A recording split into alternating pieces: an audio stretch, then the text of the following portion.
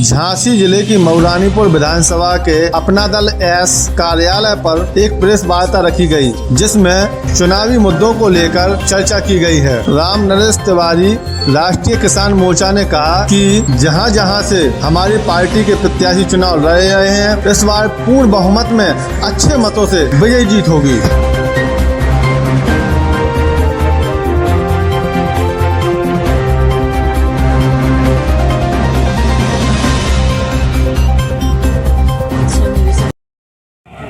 Vote में बांधिए मत कि आप कितने मतों से, हम नहीं कह सकते। रिकॉर्ड मतों से इतनी बड़ी प्रचंड जीत होगी जिसकी लोग कल्पना नहीं कर सकते। आपकी सरकार बुंदेलखंड किसानों के लिए बड़ी बात करती है। बुंदेलखंड से पलायन फिर से शुरू हो गया, क्या कहेंगे आप? कहाँ पलायन शुरू हुआ है? एक तो आप डाटा को ठीक करने का काम करिए। बुंदेलखंड में औद्योगिक गलियारा खड़ा करने का काम भारतीय जनता पार्टी की केंद्र की सरकार, डबल इंजन की सरकार ने किया है। आपने देखा होगा डिफेंस कॉरिडोर, आपने देखा होगा बुंदेलखंड एक्सप्रेस वे, आपने देखा होगा रेल का, और आपने देखा होगा 8 के अंदर, मैं चूँकि जिस विभाग का डायरेक्टर हूँ उसमें भी 8 में बड़ी मात्रा में रोजगार के सृजन का, एशिया का सबसे बड़ा GIS टेक्नोलॉजी का जो हमारा ट्रांसफार्मर पद्धति का केंद्र बना है वो 8 में बना है। रोजगार हम देने का काम करते हैं, पलायन का काम नहीं करवाते हैं। कृषि के माध्यम से आने वाले समय में बहुत बड़े उद्योग के बहुत जल्दी बुंदेलखंड के अंदर हब बनने वाला है। हमारे जैविक कृषि का भी हब बनेगा, ऊर्जा का भी हमारा हब बुंदेलखंड बनने वाला है। और आपने देखा होगा कैन बेतुबा परियोजना के लिए हमने घोषणा पत्र में कहा नहीं था, लोग कहते थे, बोलते हैं, पहली किस्त में जब हमने 14,000 करोड़ रुपए उसमें डाल दिए, इसके बाद कहा इसके बाद उद्घाटन करने का काम करेंगे। समाजवादी पार्टी, कांग्रेस या बहुजन समाज पार्टी ने अपने इतिहास में आज तक कोई काम एक करके दिखाया हो तो वो बताएं, हमारा उनसे उल्टा प्रश्न है। आपके पार्टी के ही जिलाध्यक्ष जी कहते हैं कि बेरोजगारी मुद्दा नहीं है, आप क्या कहेंगे? बेरोजगारी क्या है? हम स्वावलंबन की बात करते हैं। बेरोजगार मैं किसी को मानता नहीं हूँ। हर व्यक्ति को छोटे से काम से लेकर के बड़े काम तक किसी से भीख नहीं मांगनी चाहिए। स्वावलंबन के लिए अपना काम स्वतः, क्योंकि भारत की प्राचीनतम परंपरा रही है। हम लोग गांव के रहने वाले हैं, ग्रामीण स्तर पर पहले से हमारे यहाँ की परंपरा में रहा है। कोई गरीब नहीं था, गरीबी बनाई गई बीच का कालखंड। ये कब का कालखंड था? 18वीं सदी से लेकर के 19वीं सदी के बीच का कालखंड था। बेरोजगारी है कहाँ? मैं पूछना चाहता हूँ। बेरोजगारी के अर्थ 3।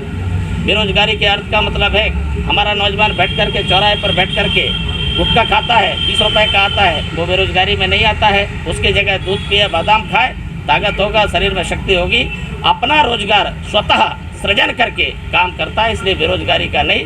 हमारी सरकार ने उसमें भी घोषणा पत्र में आपने पढ़ा होगा और इसके पहले देखा है कि रोजगार केंद्र के द्वारा हजारों लोगों को लोन देने का काम किया है। लोन ऐसा नहीं दिया है कि लोन का प्रकार भी रहा है, स्वावलंबन के लिए काम दे रहे हैं। इसलिए शिक्षा पर भी काम किया है, स्वास्थ्य पर भी काम किया है, स्वावलंबन पर हमने काम किया है। बेरोजगारी का मुद्दा नहीं है यहाँ? बेरोजगारी क्या मुद्दा है? आप हमें नहीं समझ में आता है। आप कह सकते हैं, मैं तो कहना चाहता हूँ अपने नौजवान, इतने लोग बैठे हैं, इसमें से बहुत अधिक नौजवान खड़े हुए हैं, नौजवान साथी अपना रोजगार का काम करें ना। 1,000 रुपये में न्यूनतम काम शुरू हो सकता है सब्जी का। क्या कहें? हम समाजवादी पार्टी से पूछना चाहते हैं। हमने आज तक नहीं कहा था कि मैं पिछले बार के संकल्प पत्र में 2017 में कि हम सड़कों का निर्माण कराएंगे, हमने करके दिखाया। हमने कभी नहीं कहा कि हम लाइट देंगे, हमने करके दिखाया। हमने कभी नहीं कहा कि हम काशी के कॉरिडोर का निर्माण करेंगे, हम लोग कहते नहीं हैं, करके दिखाते। हमने कभी नहीं कहा कि हम एक शिक्षा में पारदर्शिता लाने का काम करेंगे, हम शिक्षा में परिवर्तन करने का काम करेंगे, और हमने करके दिखाया। घोषणा पत्र में नहीं कहा। मैं पूछना चाहता हूँ, उत्तर प्रदेश की जो सरकार रही है 2012 से 17 के बीच में, उन्होंने यहाँ लाइट की वो बात करते हैं, जुमलेबाजी वो करते हैं। 4 जिलों में 6 जिलों में उनकी लाइट रहती थी। हमने कभी नहीं कहा था कि 18 घंटे लाइट देने का काम करेंगे, लेकिन 18 घंटे से अधिक लाइट देने का काम भारतीय जनता पार्टी के नेतृत्व की सरकार ने, पूज्य योगी आदित्यनाथ महाराज जी की सरकार ने करके दिखाया। हमने अभी कहा है, क्योंकि हम किसान के प्रति चिंता करते हैं, मजदूर के प्रति चिंता करते हैं, हम नौजवान के प्रति चिंता करते हैं, शिक्षा, स्वास्थ्य, स्वावलंबन की हम चिंता करते हैं। तो हमने कहा है कि क्या करेंगे हम किसान के सिंचाई के लिए, किसान की आय को हमको दोगुना करने का जो हमारा संकल्प था, उस संकल्प की ओर हम पूर्ण करने जा रहे हैं। और हमने इस बार कहा है कि हमारे पास लाइट की पर्याप्त व्यवस्था है, इसलिए हम किसान के ट्यूबवेल की लाइट का शून्य सरचार्ज को शून्य करने का काम करेंगे। ये घोषणा पत्र में कहा है और करके दिखाएंगे। वो बताएं 300 यूनिट बिजली की बात कर रहे हैं फ्री देने की, कभी कर सकते हैं जीवन में?